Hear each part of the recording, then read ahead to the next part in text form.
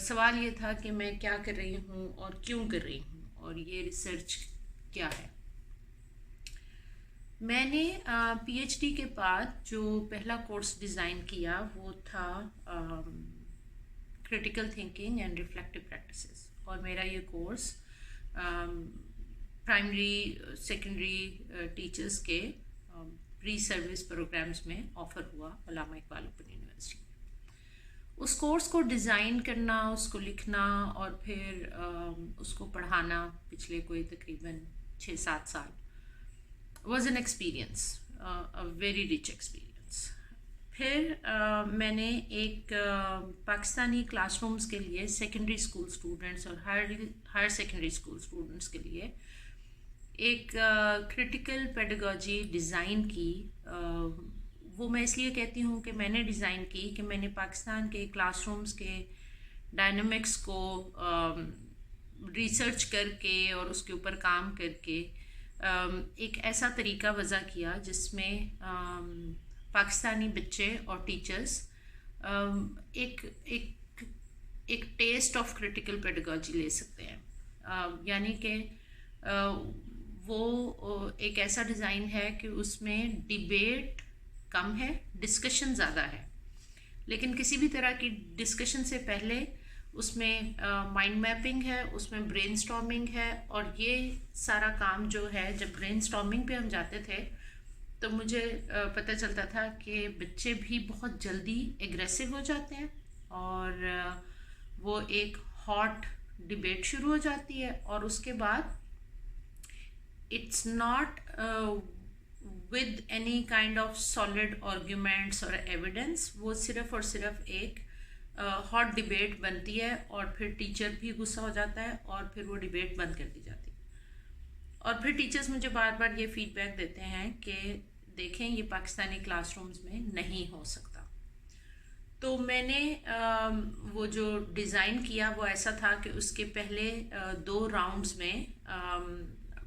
लोगों को आपस में ज़्यादा बातचीत नहीं करनी होती, और जब वो पेपर एंड पेन का काम है और जो क्योंकि हमारे क्लासरूम में बच्चे लिखने के आदी हैं, तो वो मैंने एक डायग्राम के ज़रिए पेपर पेन पे ही ब्रेनस्टॉर्मिंग का उनको तरीका वज़ा करके दिया। ये सब करते हुए मुझे ये परेशानी ज़रूर होती थी कि why not to have a pure discussion. हम क्यों नहीं जा पाते, ये बच्चे क्यों नहीं जा पाते और टीचर्स भी इसको हैंडल क्यों नहीं कर पाते। तो फिर मैंने थोड़ा सा बैकवर्ड काम शुरू किया, यानी कि फॉरवर्ड की जगह पीछे की तरफ जाना शुरू किया। और ये क्रिटिक हमारे सामने बारहा आती रही है और अभी भी आती है कि हमारे क्लासरूम्स में बच्चों को ना तो सवाल पूछने दिया जाता है, ना इस तरह की डिस्कशंस की आदत होती है।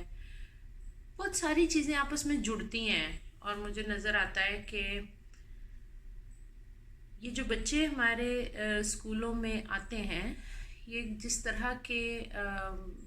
होम एनवायरनमेंट से आ रहे हैं, ये जिस तरह की नेबरहुड से आ रहे हैं, इनके साथ जिस तरह के एक्सपीरियंसेस जुड़े में हैं, ये सब अपने अंदर बहुत सारा एग्रेशन का एलिमेंट एब्जॉर्ब करते हैं। और ये बच्चे अपने घरों में भी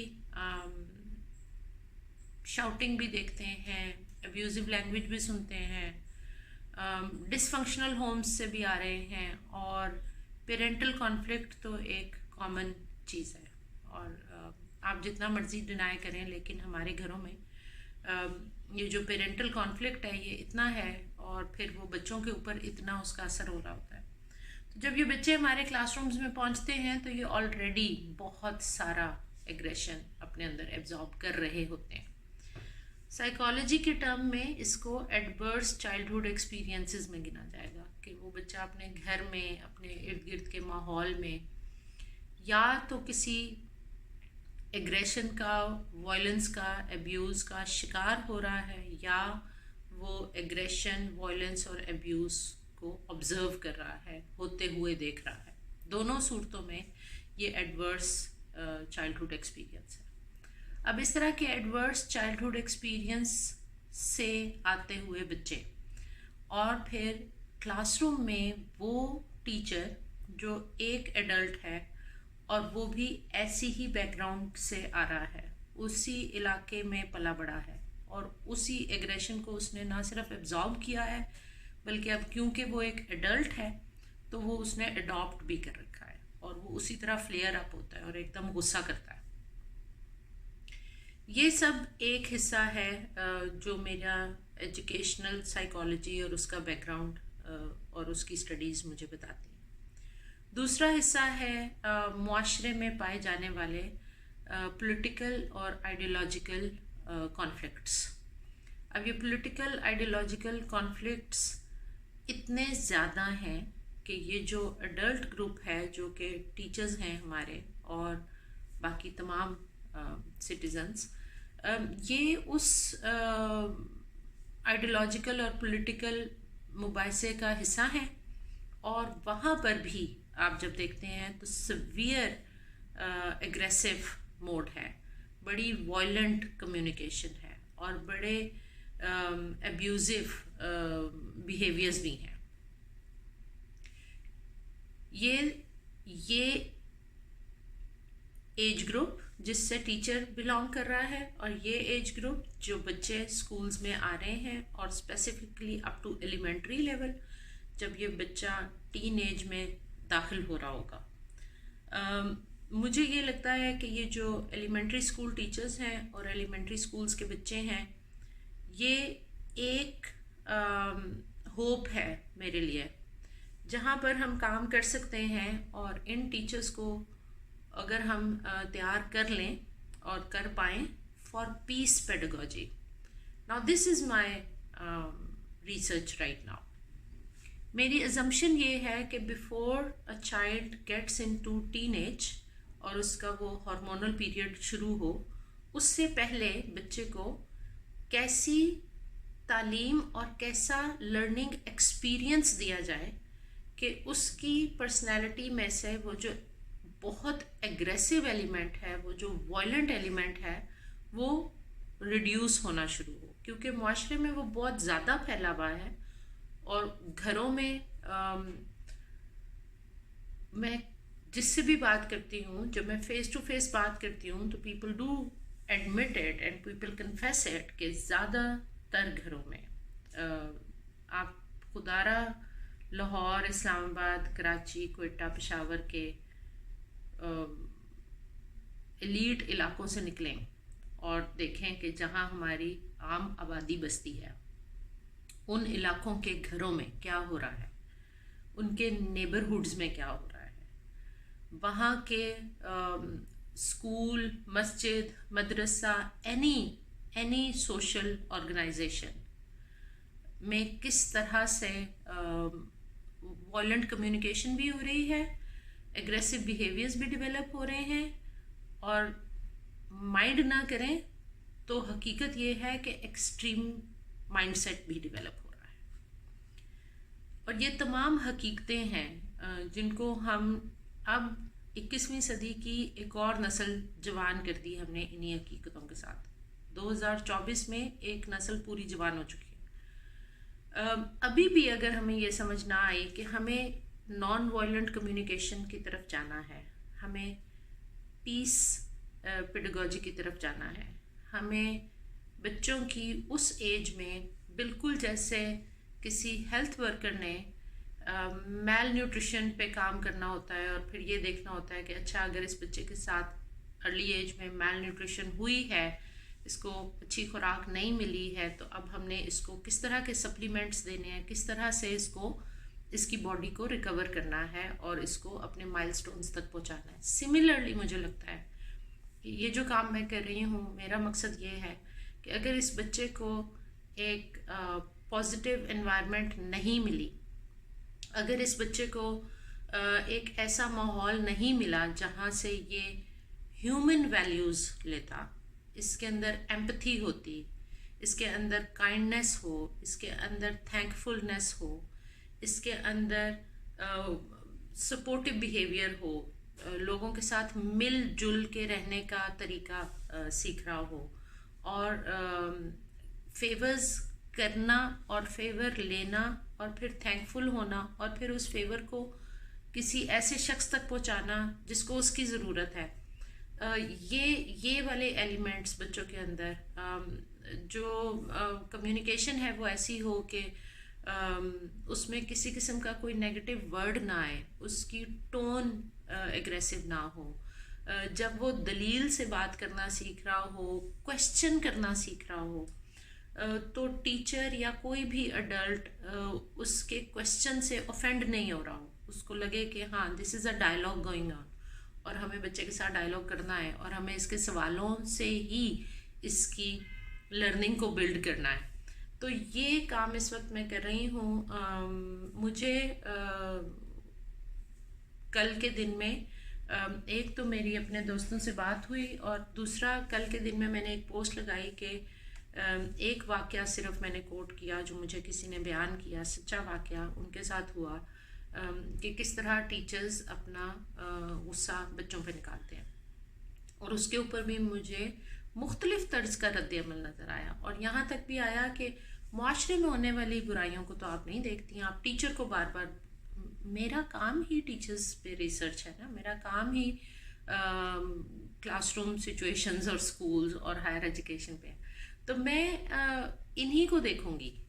मैं मेडिसिन के लोगों पे जाके क्रिटिक नहीं शुरू कर दूंगी या मैं वकीलों पे क्रिटिक नहीं शुरू कर दूंगी। मेरा क्रिटिक अगर होगा और अगर मैं क्रिटिकल थिंकिंग और क्रिटिकल पेडागोजी में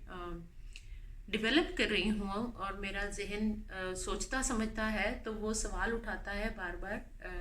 टीचिंग पे, स्कूलिंग पे और उस पर फिर एक रिस्पांस आता है कि फिर होम स्कूलिंग होनी चाहिए। होम स्कूलिंग पाकिस्तान की कितनी आबादी कर पाएगी और आपके पास अडल्ट लिटरेसी रेट क्या है? आपके छोटे शहरों, कस्बों, गाँव में इससे पिछली जनरेशन्स में पढ़े लिखे अफराद ही कितने हैं और वो होम स्कूलिंग में क्या करेंगे? और फिर होम स्कूलिंग करके क्या आप 21st सेंचुरी स्किल्स बच्चे में डेवलप कर लेंगे? ये सारे बड़े क्वेश्चंस हैं। अगेन मैं कहूँगी कि अगर आप लाहौर, कराची, इस्लामाबाद के एलीट इलाकों में बैठे हुए ये सोच रहे हैं तो आपकी सोच आपके घर के लिए लागू होती है। आप एक महंगे तरीन स्कूल में बच्चे को भेज रहे हैं या चलो लेसर महंगे स्कूल में बच्चे को भेज रहे हैं तो आपको लगता है कि अफशा हुमा की ये बातें मीनिंगफुल नहीं हैं, लेकिन निकल के देखिए। और मैं ट्रैवल करती हूँ, मैं पाकिस्तान के उन इलाकों तक जाती हूँ, खुद जाती हूँ, ट्रैवल करके जाती हूँ, ऑब्ज़र्व करती हूँ, लोगों के बिहेवियर्स ऑब्ज़र्व करती हूँ। हम जाते हैं डाटा कलेक्ट करने के लिए, टीचर जिस तरीके से बच्चों को आवाज़ लगाता है या टीचर जो चुन के 10 बच्चे हमारे सामने इकट्ठे करता है और बाकियों को जिस नज़र से देखता है और उनको कमरे में आने की इजाज़त नहीं देता, आपके ख्याल में हम जो रिसर्चर्स जब जाते हैं हमें नहीं पता चल रहा होता कि यहाँ क्या हो रहा है? हम भी इन्हीं गली मोहल्लों में पले बड़े हैं। मेरी एक्सटेंडेड फैमिली इन्हीं इलाकों में रहती है। मैं ग्राउंड रियलिटीज़ पे काम करती हूँ, इसलिए मेरी रियलिटी थोड़ी बिटर हो जाती है और बहुत सारे लोगों को परेशानी लाक हो जाती है। एक तो हमारे यहाँ ये बड़ा मसला है कि जब भी बात करो तो कहते हैं पाकिस्तान को बदनाम कर रहे हैं। पाकिस्तान को हम जैसे रिसर्चर बदनाम नहीं करते, पाकिस्तान को